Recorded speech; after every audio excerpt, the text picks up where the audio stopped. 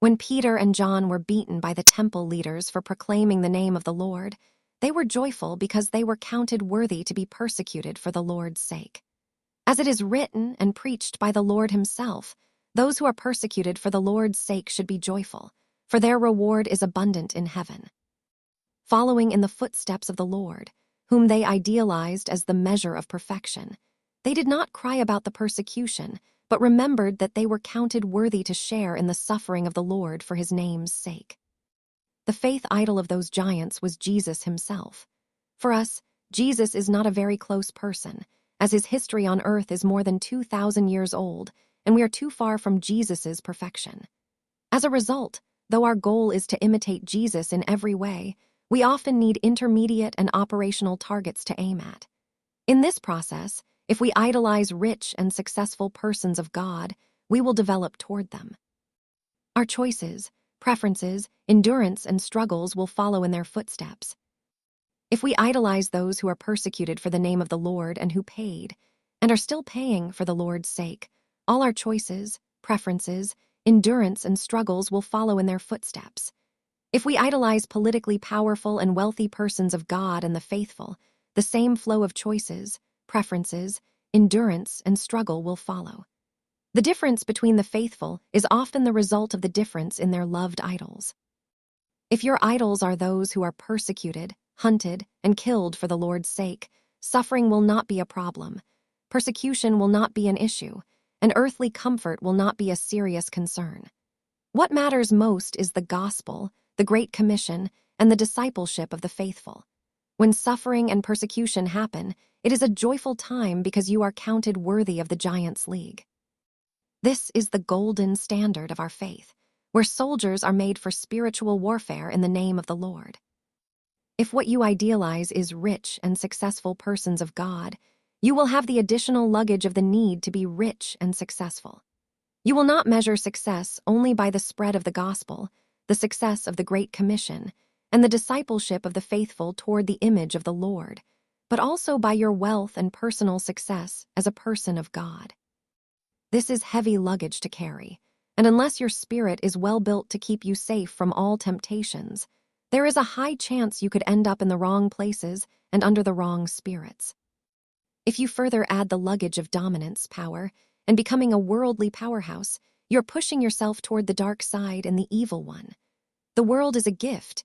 Everything in the world belongs to God. God is the ruler of everything, everywhere. God does not have a problem with dominance and power.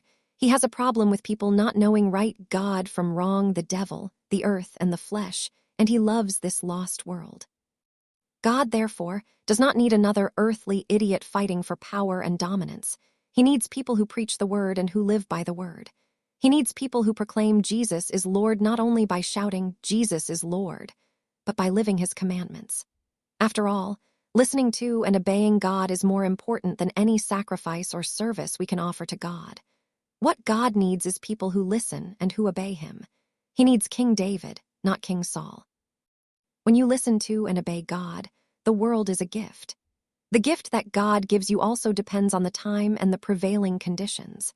When the Tigray war was going on, having any food to keep ourselves and our children alive was more than enough gift, and we were very thankful to God.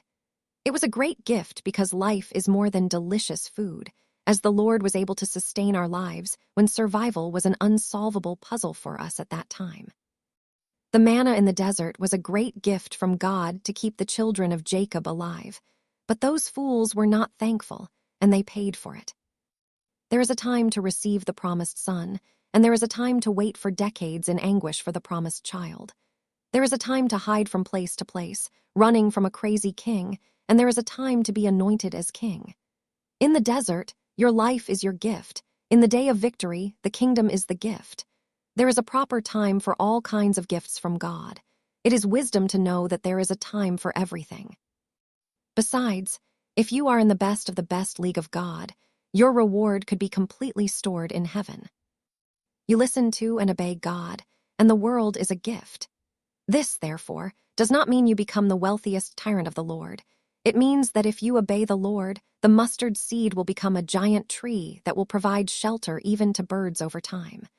This means King Saul will slowly decline and King David will rise, without King David putting his hand on King Saul. It is not a competition between two earthly kings for power and dominance, but good defeating evil, light defeating darkness, and heaven defeating earth. Darkness is defeated by light, hate is defeated by love, and the world and the devil are defeated by Jesus. That is why the faithful do not fight for wealth, success, power, dominance, or a higher seat in an assembly of non-believers. They fight for the word of God and the commandment of God to be planted in the hearts of all lost souls. If they persecute him or her, it must be for the word of God. If they kill him or her, it must be for the word of God. The word of God and God himself is what is worth dying and suffering for. Even if you are the majority and can exercise power, and even if you can naturally exercise biblical laws, you should not be a power-hungry, foolish tyrant who oppresses others. Look to Jesus and ask what Jesus is doing now. He conquers lost souls not by power but by love, not by judgment but by mercy. They are on the dark side and they stumble naturally, but we must know better, as we are on the light side. We do not defeat their darkness with our darkness but with the Lord's light. They hate us, we love them. They persecute us, we support them.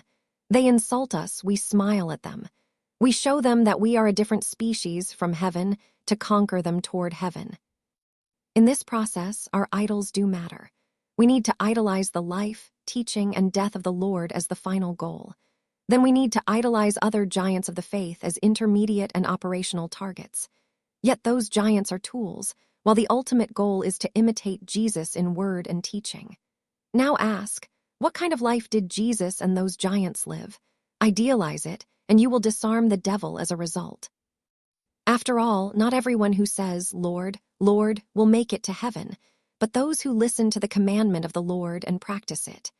These are founded on the right cornerstone, both on earth and in heaven.